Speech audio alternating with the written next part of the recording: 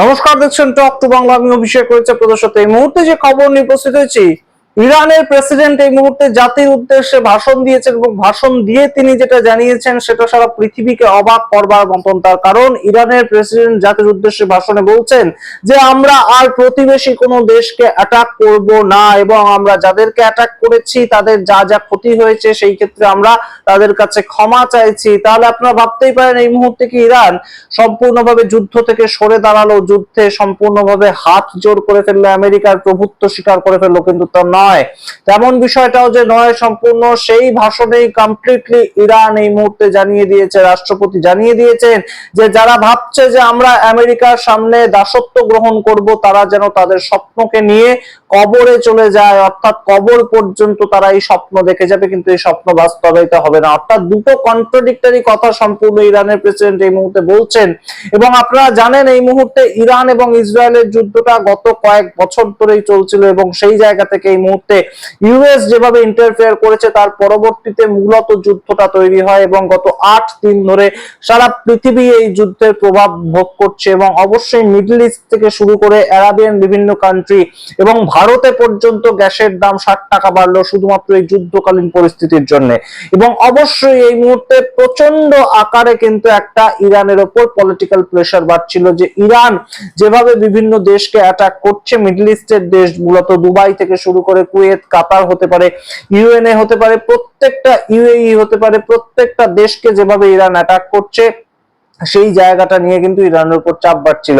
কিন্তু এই সামগ্রিক ঘটনাটায় ইরান যেভাবে একদম নিজেদের জায়গাটা ক্লিয়ার করে দিল যে আমরা ক্ষমা চাইছি যাদের উপর আমরা অ্যাটাক করেছি, আর আমরা তাদের উপর অ্যাটাক করব না, আমরা কোনো প্রতিবেশী দেশের উপর অ্যাটাক করব না, এই জায়গাটা কিন্তু অবশ্যই একটা কূটনৈতিক চাল হিসেবে দেখছেন আন্তর্জাতিক যারা বিশ্লেষক রয়েছেন, এবং অবশ্যই সেনা প্রধানদের কাছ থেকেও এই একই ধরনের বক্তব্য উঠে আসছে। এবং এর পেছনে কে রয়েছেন? এর পেছনে রয়েছেন পুতিন, রাশিয়ার প্রেসিডেন্ট, এবং রাশিয়া এই মুহূর্তে ইরানের পেছনে যে সব সময় সাপোর্টটা দিচ্ছিল সেই জায়গাটা আরো একবার কিন্তু প্রমাণিত হলো। সম্পূর্ণ খবর বিস্তারিত বলবো, তার আগে অবশ্যই টক টু বাংলা ইউটিউব চ্যানেলকে সাবস্ক্রাইব করুন, ভিডিও শেষ অবধি দেখুন, স্কিপ না করে। আপনাদের জানাই যে জাতির উদ্দেশ্যে ভাষণ 8 দিনের মাথায়, যুদ্ধের 8 দিনের মাথায় হঠাৎ করে ইরানের প্রেসিডেন্ট যিনি রয়েছেন তিনি একটি ভাষণ দিলেন, এবং সেখানে মূল যে বক্তব্যটা, প্রতিবেশী রাষ্ট্রগুলোতে আমরা আর এইভাবে অ্যাটাক করব না, এবং শুধু তাই নয়, ইরান প্রতিবেশী দেশের কাছে ক্ষমা চাইছে। একই সাথে তিনি আবারও বলে দেন খুব গুরুত্বপূর্ণ ভাবে, যারা ভাবছে যে ইরান আত্মসমর্পণ করবে, যেটা আমেরিকা বলেছিল যে নিঃশর্ত আত্মসমর্পণ করুক ইরান, এই মুহূর্তে আর কোনো তাদের পালাবার পথ নেই, কিন্তু সেটাও তিনি একদম ক্লিয়ার করেছেন, যারা ভাবছে যে ইরান আত্মসমর্পণ করবে সেই স্বপ্ন যদি কেউ দেখে থাকেন তাকে সেই স্বপ্ন নিয়ে কবর পর্যন্ত যেতে হবে। আচ্ছা, এই বিষয়টা কেন হঠাৎ করে ইরানের এই পজিশনটা কেন এলো? ইরান তো একদম মারমুখী ছিল, সারা পৃথিবীর মধ্যে যতগুলো কান্ট্রি আমেরিকাকে সাপোর্ট করছিল তাদের প্রত্যেক জায়গায় তারা ক্ষতিগ্রস্ততা পৌঁছিয়েছে, এবং ইরান একদম এমন একটা জায়গা থেকে পজিশনটা নিয়েছিল যে আমেরিকা বিরোধিতা তারা করবে। এবং আপনাদেরকে খুব সহজে বোঝাই যে এই যে মিডল ইস্টের বিভিন্ন কান্ট্রিগুলো কিংবা এই যে আরাবিয়ান বিভিন্ন কান্ট্রিগুলো, সেগুলো কেন আমেরিকাকে সাপোর্ট করে, কিংবা সেগুলোর যে আমেরিকাকে সাপোর্ট করার জায়গাটা সেটা কিসের ভিত্তিতে? সেটা হচ্ছে একটাই জিনিসের ভিত্তিতে, যে আমেরিকা তাদেরকে ইরানের কাছ থেকে বাঁচাবে। কিন্তু এই যে 8 দিনের যুদ্ধ হলো, এই যে দুবাই ক্ষতিগ্রস্ত হলো, এই যে জর্ডান ক্ষতিগ্রস্ত হলো, কুয়েত, কাতার, প্রত্যেকটা জায়গায় ক্ষতিগ্রস্ত হলো, সেখানে আমেরিকা কি তাদের বাঁচাতে এলো? সেটা কিন্তু বাঁচাতে এলো না। এবং অবশ্যই আপনারা জানেন যে আমেরিকান মিডিয়া, ইউকের মিডিয়া এবং ভারতবর্ষের যে মিডিয়া, মেইনস্ট্রিম মিডিয়া, প্রত্যেকেই কিন্তু ইরান এই মুহূর্তে সারা পৃথিবীতে কিভাবে একদম সারা পৃথিবীর জিওপলিটিক্সটাকে নাড়িয়ে দিয়েছে সেইটা নিয়ে কথা হচ্ছে। এবং অবশ্যই ইরানের উপরেও কিন্তু চাপ বাড়ছে, কারণ হরমুজ প্রণালী যেটা, স্ট্রেট অফ হরমুজ যেটা, সেটার মধ্যে দিয়ে কিন্তু সারা পৃথিবীর তেল সরবরাহ হয়, এবং সেখানে আপনাদের আগেই জানিয়েছিলাম যে ভারতবর্ষের তেল আটকে দিয়েছে ইরান, সেটাকে নিয়ে যেমন সারা পৃথিবীতে চর্চা শুরু হয়েছে, ঠিক একইভাবে রাশিয়ার সঙ্গে ইরানের যে সম্পর্ক, সেটাও কিন্তু এই মুহূর্তে একটা চর্চার কেন্দ্রবিন্দুতে উঠে আসছে। তার কারণ আপনাদের জানাই, এই যে ইরানের রাষ্ট্রপতি বর্তমানে তিনি জাতির উদ্দেশ্যে ভাষণ দিয়েছেন, ঠিক তার আগেই খবর এসেছিল যে ইরানের রাষ্ট্রপতি তিনি কথা বলেছেন রাশিয়ার রাষ্ট্রপতি পুতিনের সঙ্গে, এবং সেই জায়গা থেকেই কিন্তু গুরুত্বপূর্ণ একটা বক্তব্য উঠে এসেছে যে এই যে কনভারসেশন হয়েছে সেই কনভারসেশনের পরবর্তীতে পুতিন তিনি একটি প্রেস নোট জারি করেন, একদম মিডিয়ার সামনে তিনি বক্তব্য রাখেন যে রাশিয়া কখনোই চায় না যে ইরান কোনো প্রতিবেশী দেশের ওপর কোনো হামলা করুক, এবং তার কয়েক ঘন্টার মধ্যে ইরানের রাষ্ট্রপতি এই একটা প্রেস কনফারেন্স করেন। প্রেস কনফারেন্স বলতে জাতির উদ্দেশ্যে টিভিতে এসে তিনি ভাষণ দেন, এবং সেই জায়গায় তিনি বলেন যে ইরান আর তাদের প্রতিবেশী যে কান্ট্রিগুলো রয়েছে সেগুলোর ক্ষেত্রে কোনো ধরনের কোনো হামলা করবে না।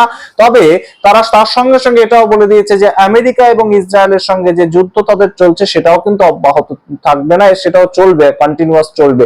এবং এই যে জায়গাটা নিজেদের স্ট্যান্ড পয়েন্টটা ক্লিয়ার করা, এটার মাধ্যমে ইরান কিন্তু অত্যন্ত কূটনৈতিক একটা চাল দিল। তার কারণ এই মুহূর্তে ইরানের উপর চাপ বাড়ছে, ইরানের উপর এই মুহূর্তে ইরান বুঝতে পারছে যে সারা পৃথিবীতে ইরান সমস্যা তৈরি করছে, এই ন্যারেটিভটা চালানোর চেষ্টা চলছে, এবং সেই জায়গা থেকে তারা তাদের পজিশনটা ক্লিয়ার করে দিল। বহুদিন আগের থেকেই যদিও তারা বলছিল যে আমরা আমেরিকার কনসুলেট কিংবা আমেরিকার যে সৈন্য ঘাঁটি বিভিন্ন দেশে রয়েছে সেগুলোকে আক্রমণ করছি, কোনো দেশকে আমরা আক্রমণ করতে চাই না, কিন্তু তা বললে তো হয় না।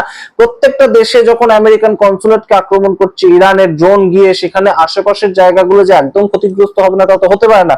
এবং সেই জায়গা থেকেই এই মুহূর্তে কিন্তু একটা বড় সড়ো পজিশন, বড় সড়ো অবস্থান তারা দেখিয়ে দিল তাদের, যে আমরা এই যুদ্ধের ক্ষেত্রে কিন্তু দেখো যে আমরা সরে এসেছিলাম, সরে আসতে চেয়েছিলাম, তারপরেও আমেরিকা আমাদের অ্যাটাক করেছে বলে আমাদেরকে কিন্তু আমেরিকাকে অ্যাটাক করতে হবে। এই জায়গাটা কিন্তু ইরান এই মুহূর্তে খুব স্পষ্টভাবে দেখিয়ে দিতে পারে, কারণ রাষ্ট্রপতি যখন কোনো বক্তব্য রাখেন দেশের পক্ষ থেকে, দেশের হয়ে, দেশের মানুষের সামনে, সারা পৃথিবীর মানুষের সামনে, সেটা সেই দেশেরই ভয়েস হিসেবে ধরা যায়। এবং সুপ্রিম লিডার আলী খামেনাই তার মৃত্যুর পরে যে চালটা আমেরিকা ভেবেছিল চালবে, যে একদম সরাসরি ইরানকে নিজেদের হাতের মধ্যে নিয়ে আসবে, সেটা যে হয়নি কমপ্লিটলি, সেটা দেখা গিয়েছে। এবং আমেরিকা এই মুহূর্তে নড়ে গিয়েছে, এটা অস্বীকার করার কোনো জায়গা নেই। আমেরিকাকে সাপোর্ট করা প্রত্যেকটা দেশ এই মুহূর্তে আমেরিকার অ্যালায়েড দেশগুলো হতে পারে, প্রাচ্যের দেশ যেগুলো, জার্মানি হতে পারে, ফ্রান্স হতে পারে, স্পেন হতে পারে, প্রত্যেকটা দেশ এই মুহূর্তে সরে গিয়েছে আমেরিকার থেকে। এবং তারা বলে দিয়েছে এই যুদ্ধে সম্বন্ধে আমাদের কাছে কোনো নোটিফিকেশনই ছিল না। জার্মানি বলছে আমাদের কাছে কোনো নোটিফিকেশন ছিল না। ইউকে বলছে যে আমরা এর আগে ইরাককে যখন সাপোর্ট করেছিলাম, ইরাক এবং ইরানের যুদ্ধের সময় আমেরিকাকে সাপোর্ট করেছিলাম, তখন আমরা দেখতে পেয়েছিলাম যে কোনো ধরনের কোনো ফল হয়নি। রেজিম চেঞ্জ যে স্বপ্নটা দেখিয়েছিল সেই স্বপ্ন আমেরিকা পূরণ করতে পারেনি বাস্তবভাবে। এবং সেই জায়গা থেকে আমরা এই মুহূর্তে এই যুদ্ধের মধ্যে জড়াবো না। প্রত্যেকটা দেশ যেমন সরে এসছে, ঠিক তেমন ভাবে আপনাদের এর আগেই খবর জানিয়েছি যে ইউএই অর্থাৎ আরাবিয়ান যে কান্ট্রিগুলো, সেই আরাবিয়ান কান্ট্রিগুলো কিন্তু সম্পূর্ণভাবে বলছে যে আমরা এই মুহূর্তে আমেরিকার ফাইন্যান্সিয়াল ক্রাইসিস তৈরি করব যাতে যুদ্ধ বন্ধ হয়। এবং তার সঙ্গে অবশ্যই আমেরিকার আভ্যন্তরীণ পলিটিক্সের ক্ষেত্রেও ডোনাল্ড ট্রাম্পকে কিন্তু যথেষ্টভাবে সমালোচিত হতে হচ্ছে। এটার কোনো অন্যথা নেই যে ডোনাল্ড ট্রাম্প এই মুহূর্তে চাপে পড়েছেন। ডোনাল্ড ট্রাম্প জানেন না পরবর্তী নভেম্বরের যে নির্বাচন আসছে ডোনাল্ড ট্রাম্পের জন্য, সেটাতে তিনি কিভাবে ওভারকাম করবেন। অবশ্যই এই মুহূর্তে বড় সড়ো একটা জায়গা, যেমন আমেরিকার ক্ষেত্রে তৈরি হয়েছে, কনফ্লিক্ট তৈরি হয়েছে আমেরিকার আভ্যন্তরীণ পলিটিক্সে, ঠিক তেমন ভাবে ইরান এই মুহূর্তে কিন্তু চাপ যেটা পাচ্ছিল, সমস্ত মিডিয়া চ্যানেলে এইটাই আলোচনা হচ্ছিল, সমস্ত পেপারে এইটাই লেখালেখি হচ্ছিল যে ইরান কোন কোন দেশকে কিভাবে অ্যাটাক করেছে। এবং অবশ্যই ইরান যে অ্যাটাকটা করেছে সেটা একটা বিস্তৃতি সহকারে অ্যাটাকটা করেছে, বিভিন্ন জায়গায় বিভিন্ন দেশে তারা অ্যাটাকটা করছে। এবং তার জন্য এই মুহূর্তে ইরান তাদের স্ট্যান্ড পয়েন্টটা ক্লিয়ার করলো যে আমরা কিন্তু যুদ্ধ থামাতে চেয়েছিলাম, কিন্তু তারপরেও আমেরিকা যেহেতু আমাদের উপরে এসে এই হামলাটা করলো, এই মুহূর্তে আমরা আবার তাদেরকে পাল্টা দেওয়ার একটা প্রেক্ষিত খুঁজে পাচ্ছি। অর্থাৎ আমরা আমাদেরকে বাঁচানোর জন্য, আমরা আমাদেরকে দুর্বল না দেখানোর জন্য এই প্রেক্ষিতটা এই মুহূর্তে কিন্তু সরাসরি রাখছি পৃথিবীর সামনে। সুতরাং এর পরবর্তীতে আমেরিকা যদি হামলা চালায় তাহলে দোষটা কিন্তু অনেকটা বেশি আমেরিকার ঘাড়ে পড়বে। এই জায়গাটা কিন্তু অত্যন্ত গুরুত্বপূর্ণ একটা রণকৌশল। এবং অবশ্যই 8 দিনের মাথায় এসে ইরান যে বক্তব্যটা রাখলো তাতে রাশিয়ার যে একটা বড়সড় হাত রয়েছে, এবং রাশিয়ান প্রেসিডেন্ট পুতিন তার যে একটা এই মুহূর্তে সারা পৃথিবীর কাছে মেসেজ দেওয়ার বিষয় যে আমি শেষ পর্যন্ত যুদ্ধ থামালাম, আমেরিকা কিন্তু যুদ্ধ থামাতে এগিয়ে আসেনি, সেটাও কিন্তু একটা বড় সড় মেসেজ হিসেবেই যাবে। সব প্রস্তুত রাখলাম আপনাদের সামনে এই মুহূর্তে। আপনাদের মতামত সামগ্রিক রিপোর্টের ভিত্তিতে অবশ্যই কমেন্ট বক্সে কমেন্ট করবেন। দেখতে থাকুন টক টু বাংলা। অবশ্যই টক টু বাংলা ইউটিউব চ্যানেলটিকে ছড়িয়ে দিন এবং সাবস্ক্রাইব করতে ভুলবেন না। ধন্যবাদ।